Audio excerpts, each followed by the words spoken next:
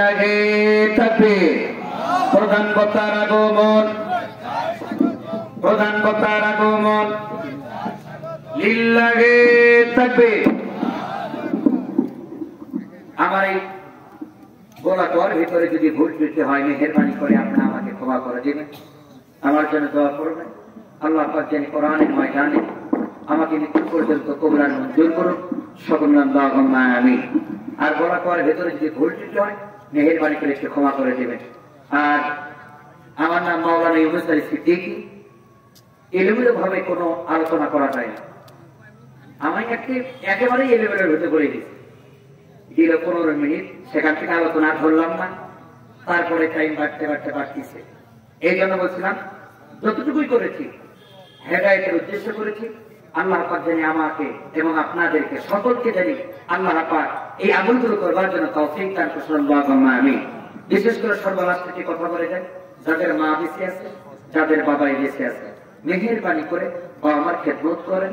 আল্লাহ তাআলা আপনাকে সংসারের মধ্যে বরকত দেবে, সন্তানদের চাকরি পাবে, সন্তানের রিজিকের ব্যবস্থা করে দেবে, আপনার বড় বড় রোগ হবে না, স্ট্রোক হয়ে মারা যাবে না, ক্যান্সার হবে না, আলসার হবে না। পিতা মাতার যদি সেবা যত্ন করতে পারেন, আল্লাহ তাআলা আমাদের সকলকে পিতা এবং মাতার সেবা যত্ন করার জন্য তৌফিক দান করুন।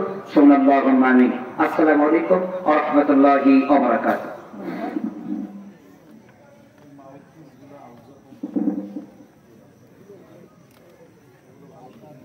মারহাবা।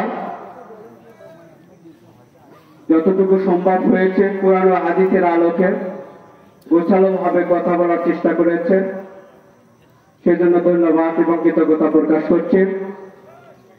সম্মানিত উপস্থিতি, সাহেব খতিব আল-আকসা কেন্দ্রীয় জামে মসজিদ রংপুর, হুজুরকে কোরআন ও হাদিসের আলোকে মূল্যবান কথা বলার জন্য সনিং বন্ধন অনুরোধ জ্ঞাপন করছি।